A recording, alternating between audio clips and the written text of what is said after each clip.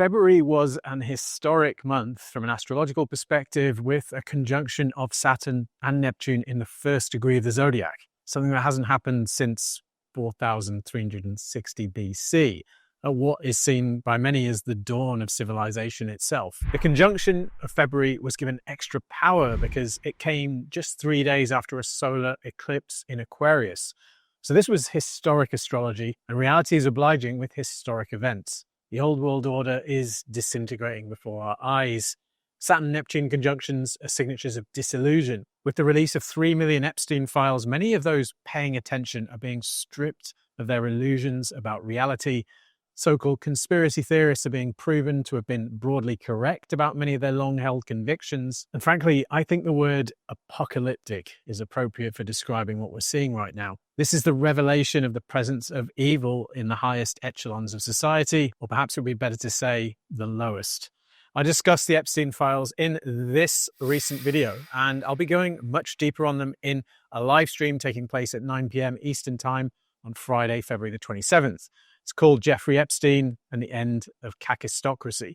You can purchase direct entry on the live streams page of my website, or by signing up as a member on that website, or by signing up here as a member on YouTube at correspondent tier. As S.J. Anderson and I discussed in this recent video, Saturn-Neptune conjunctions have historically seen the rollout of important new technologies. In the case of this one of those technologies seems to be AI agents, essentially AI bots that do things for you rather than just talk. Aries is the martial sign of action, so I think this fits rather perfectly. That said, I think this technology is clearly being overhyped by all the guys on Twitter going on about how it's going to automate everyone's jobs. I doubt that, honestly, but I imagine agents will come to be seen as significant down the line. We've also seen a clear shift in energy in the air following the move of Saturn and Neptune from Pisces, the last sign of the zodiac, to Aries, the first. One of the most obvious manifestations of that is the big reaction that's clearly building in the world right now against globalism and multiculturalism. We're seeing the emergence of much more nationalist and nativist movements that are pushing back against open borders policies all over the place. For example, on February the 13th in the UK, we saw the launch of the Restore Britain Party, led by Rupert Lowe MP. This party explicitly aims to try to reverse the mass immigration policies that have been pushed by the British Uni Party in recent decades.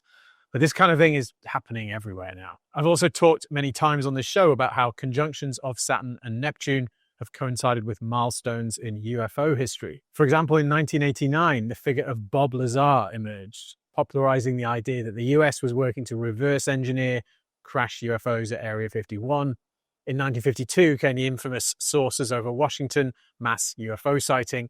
And in 1917 came the miracle of the sun in Fatima, Portugal. And what happened in February? Well, I've long been arguing that the period of 2026 and 2027 is going to see something resembling UFO disclosure. In an interview in February, former President Barack Obama was asked if aliens were real.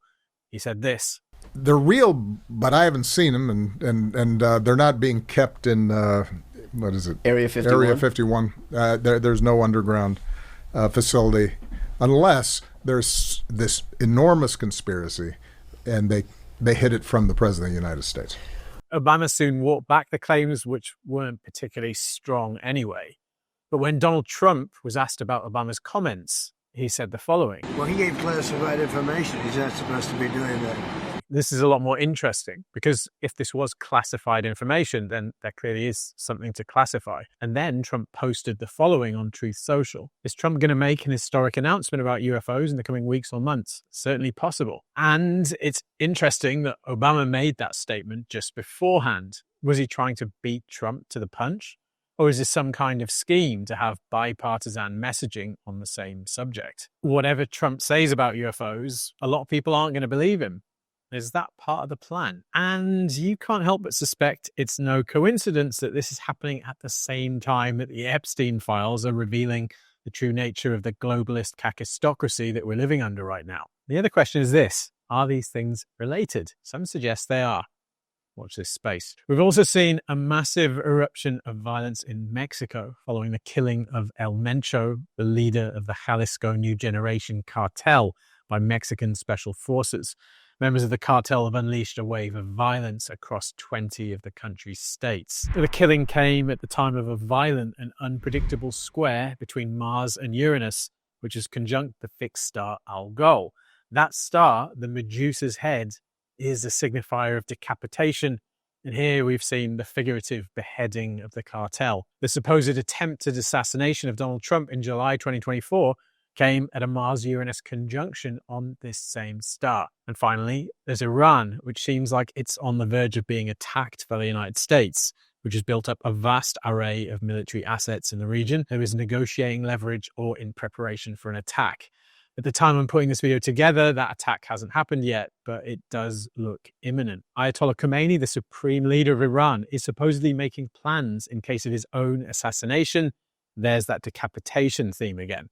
We'll talk more about Iran later in this video. All right, let's get into the astrology of March. This is World Astrology Report. I'm your host, Dan Waites, and welcome to another journey into the past to understand the present and the future.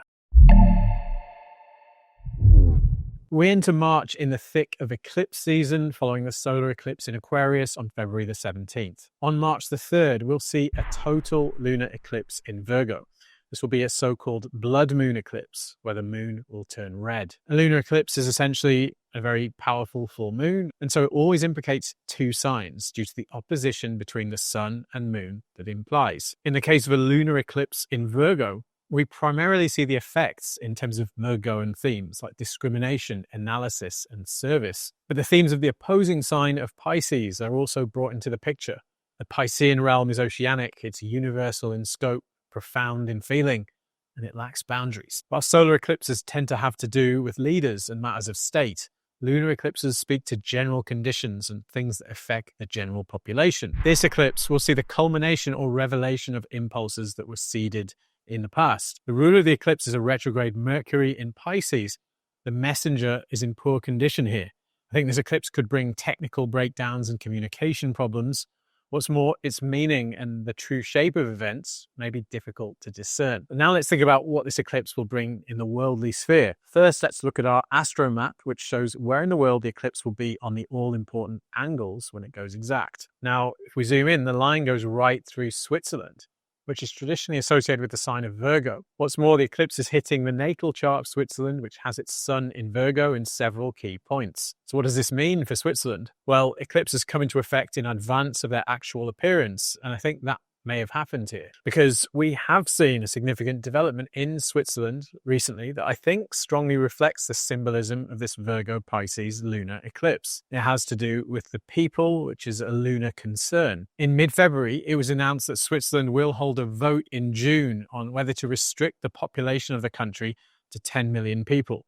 This would essentially require ending net immigration into the country. Here we see a proposal to set a technical limit, think Virgo, but this limit will affect the issue of immigration and particularly open border policies, which are Piscean. Some other countries I think will be in the news around this time include Turkey, another Virgo country whose chart is also getting stimulated by this eclipse. And I'm also going to be looking to Poland, which is also implicated. I'm thinking that there could be events that have military implications for that country, since the eclipse is landing right on its Mars at the midheaven of its chart. But there's something else I need to raise here, which is the possibility of a US-Israeli attack on Iran, which is looking imminent right now. Again, as I said in this video, it looks to me like Iran will indeed find itself in conflict this year. There are claims on social media that such an attack might be timed for the Jewish festival of Purim, which celebrates a Jewish victory in ancient Persia, aka Iran. Purim takes place on March the 2nd and 3rd this year at the time of this blood moon eclipse. I'm not sure if that's what's going to happen, but I think it's certainly possible, given that the Aries Ingress chart seems to point to war for Iran. But there's something else. Here's the natal chart for Israel. It has Mars, the war planet, at 28 degrees of Leo. In February, the solar eclipse at 28 Aquarius activated this Mars placement, suggesting the potential for more war. But transiting Mars last hit this degree on June the 14th of 2025, which is almost exactly when Israel last attacked Iran, later with help from the US. The Mars return signifies the beginning of the Mars cycle for an entity. So I think this tells us that confrontation with Iran is baked into this Mars cycle for Israel. At the end of February, Mars triggers the eclipse point and opposes Israel's natal Mars, and it will still be close to that point by the time of this Purim festival. So I wouldn't be surprised at all to see conflict around the time of this blood moon eclipse. All right, let's move on and talk about something more pleasant, Jupiter. If you're enjoying this video so far, please do show it some support by clicking that like button down there and subscribing to the channel. And even enabling notifications, it all helps. Thanks, friend. On March the 11th, Jupiter will station direct at 15 degrees of Cancer. Jupiter entered Cancer on June the 9th of 2025. So we've almost seen 9 months of this transit so far, and once Jupiter stations direct, it'll start its final run out of that sign. Now, Jupiter is strong in Cancer. This is its sign of exaltation. This gives it considerable power to do what it wants to do. And what it wants to do is bring coherence, stability, growth, and expansion, and bring people together. Now, Cancer represents one of the 12 whole sign houses of your natal chart. You'll probably have noticed that that part of your life that the house represents has seen some growth and blessings even over the past 9 months. Perhaps Cancer is your 8th whole sign house and you've seen gains from investments or shared resources. Or perhaps it's your 5th and you've watched your children thrive during this period. Now, since November the 11th, Jupiter has been retrograde in Cancer and thus less inclined to offer its usual blessings. The Jupiter retrograde brings consolidation and processing of what was earlier provided. But that process comes to an end with Jupiter's direct station. This is particularly good news for anyone with placements in the middle degrees of the water and cardinal signs. Jupiter is also the planet of truth, faith, and gnosis. I think it's fair to say that with the release of the Epstein files, Jupiter in Cancer has brought us a little closer to the truth of what's going on in this world right now. But all exalted planets have weaknesses in that they tend to behave with a certain level of arrogance and lack the well-rounded balance that planets in domicile have. Jupiter in Cancer has brought people together. It's good at rallying people under a flag of identity, but that can come at the cost of a hardening against those outside it. Still, there are times when members of a family really do need to rally together and support each other, especially when nobody else will. Jupiter will be stationing direct, very close to the Sun of the United States Sibley chart, which is at 13 Cancer, and in a square to President Donald Trump's Jupiter. I think it's likely that we'll see Trump making grand statements around this time. Trump, grand statements? Surely some mistake. All right, I mean, even grander statements than usual. Perhaps he'll be trying to rally people around the flag or declaring victory or some kind of success or talking about aliens again. All right, that's enough Jupiter talk for now. Let's move on to the second of this month's lunations, a new moon in Pisces. On March the 19th comes a new moon at 28 degrees of Pisces. This is an interesting lunation in that it's the first taking place in Pisces after Saturn and Neptune have finally left that sign for good. So Pisces is going to be a different place from now on. It's been the locus of so much energetic focus recently, particularly in the last 3 years or so since Saturn entered that sign. Saturn's transit through Pisces has brought a process of pressurization and crystallization and differentiation applied to the Pisces whole sign house of our charts.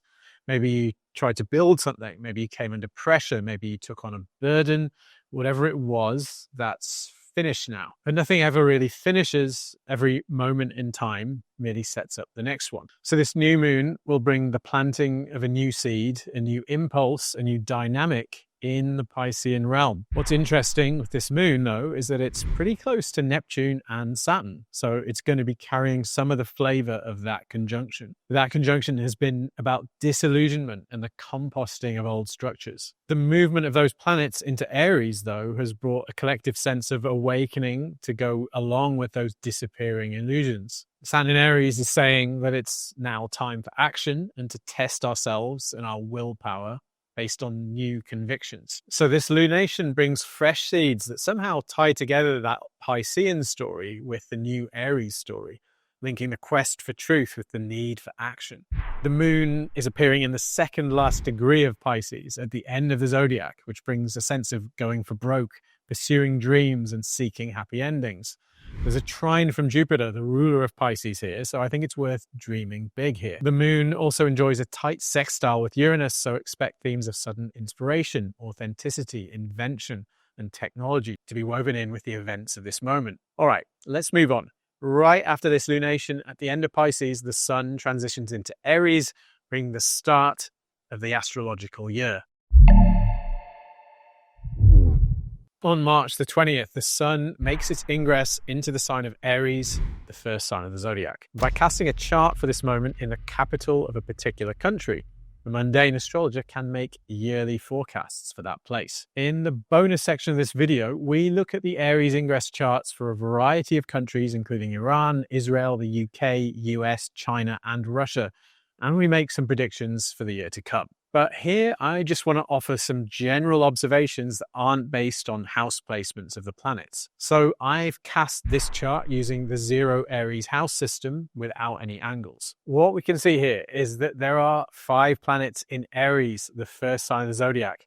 This is the war planet Mars' bold, pioneering, fast-moving, action-taking cardinal sign. Among these planets are the Sun and Moon, holding Saturn, Neptune, and Venus between them. The Sun and Moon are still in their new moon phase, which indicates that something is nascent here in this year, something bearing the signature of Aries. If we use the 90-degree dial, which allows us to see the midpoint structures present here, we can see that the Sun is at the midpoint of Jupiter and Mars, which are in a harmonious trine configuration in the 360-degree chart. Mars and Jupiter in combination is the signature of the Crusader, of fighting for faith or for principle. The Sun is also closely conjunct mystical Neptune and more distantly Saturn. There's a lot going on here, but just speaking more intuitively, the sense I get is it's signifying the emergence into world consciousness of a spiritual battle, one of good against evil. The recent release of the Epstein files has confirmed the worst long-held fears of conspiracy theorists,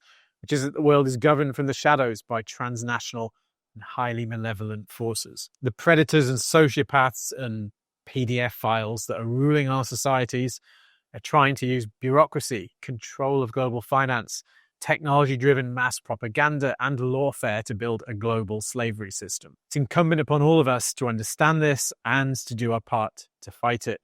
That's what I think the story of the coming years will be about, and that's what I see in this Aries ingress chart. Another way to put this is that we're in the early stages of a global war for sovereignty.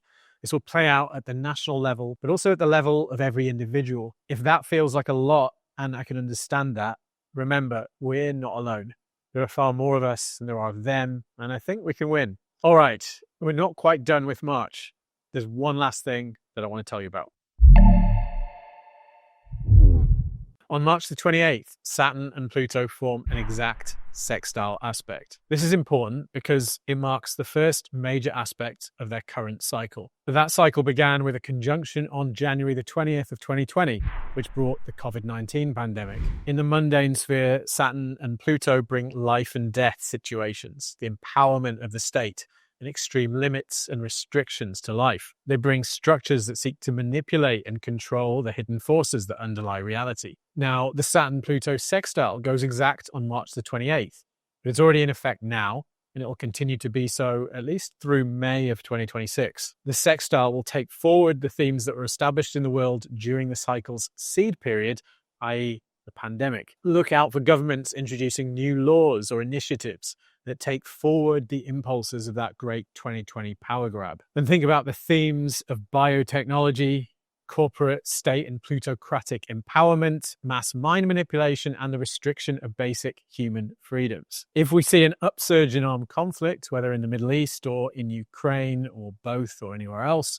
we might see the introduction of new structures of control that are supposedly necessary for national security. It's going to be important to pay close attention to what's emergent at this sextile because it will clue us in to where the Saturn-Pluto cycle is taking us. The next big aspect is going to be the square in 2028. I also think this cycle has to do with US-China relations, so pay close attention to what happens here. I'm thinking that that square in 2028 could bring a significant deterioration. All right. That's almost it for this video. In the bonus section that follows for members of World Astrology Report, we cast the Aries ingress chart for the US, UK, China, Russia, Iran, and Israel. Thanks for watching, and see you again on the channel very soon.